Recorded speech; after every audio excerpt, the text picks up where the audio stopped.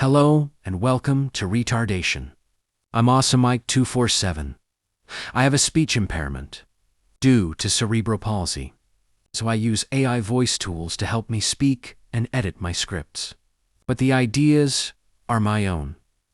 Let's get into it. Rocky Dennis will tell us what a fake fan is.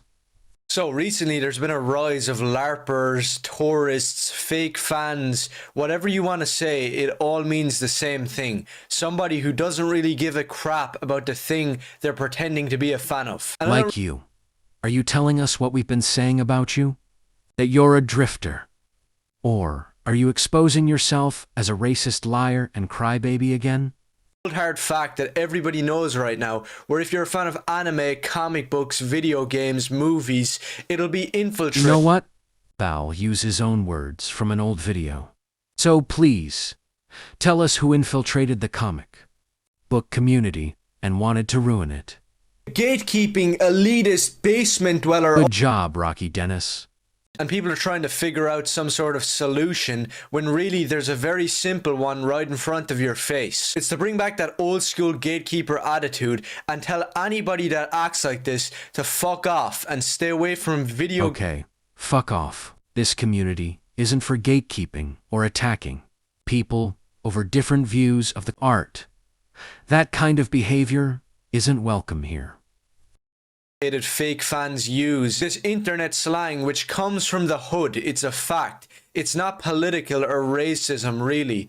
It's just an objective fact that going around calling everything peak and fire and it's gonna be lit comes from the hood and black people and isn't something that white people should be going around saying, especially when they're talking about comics, anime or heavy metal. I don't want to ever hear some. You don't get to tell people in this community what they can or can't say.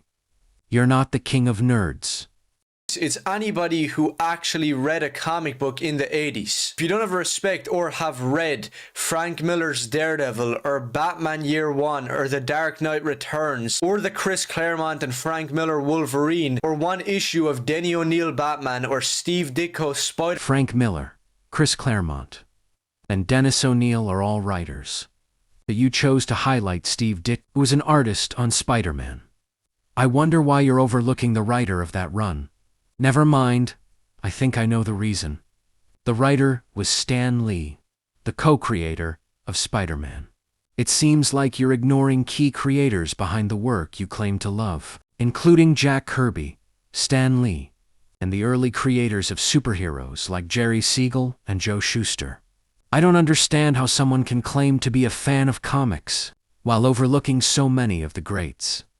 Absolute Batman was your first ever comic book you ever read, if it was the first thing that you ever laid eyes on and actually had an interest in, then fuck you. If someone gets into comics through newer titles, who cares? Why does it affect you? Why do you care so much? You're not a real comic book fan, and I'd say it to your face. And the same goes for Invincible and the Well, the king of nerds has spoken. Invincible sucks. If he says it, then it must suck, right? His opinion apparently holds more weight. But who are you to say otherwise? If you think it sucks, good for you. Maybe someone else enjoys it. We're not bots. We don't all think the same. No one wants to see Batman breaking his no-kill rule because somebody had a different political stance. In the comics, there are stories about tracking down kidnappers and murderers, including crimes against immigrants. But somehow, you reduce that to Batman beating up innocent Nazis, which doesn't really make sense. Batman and other heroes go up against villains with different political ideologies. There have always been stories where, whether that's Nazis, communists, or others, that's nothing new. Most villains have some kind of ideology behind them. In your comment that no one wants to see Batman beat up white people doesn't hold up either. A huge portion of Batman's rogues gallery is made up of white men. That's been part of the character's history for decades. And you see this here, breaking news. DC is beating out manga. It's selling 12 million units with the Absolute universe. Absolute Batman is selling out. It's all complete bullshit. If you look at how the Demon Slayer and Chainsaw Man movie Are you really comparing comic book sales to movie ticket sales? They're two completely different forms of art and media.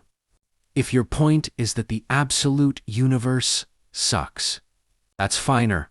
Allowed to dislike it, but stop misrepresenting things to prove your argument. Comic books typically cost around $3.992, $9.99 per issue, while movie tickets in the US average about $11.50 to $16.08. In 2025, you can't directly compare the two, as if they function the same way or measure success. Made by deluded Marxist gays who have no problem in coming out and arguing with YouTube. Oh, goodies, you are crying. Nobody is attacking you. Scott didn't respond or call you out. He simply chose not to engage and described it as ragabait. The idea that real writers don't go after fans who disagree isn't really accurate either. Creators have always responded to criticism in different ways. And other like myself, aren't making videos because we're offended by your opinions. We're responding to what we see as lies and bad takes. Then, it's pretty funny how you complain when you get treated the same way you've treated other people.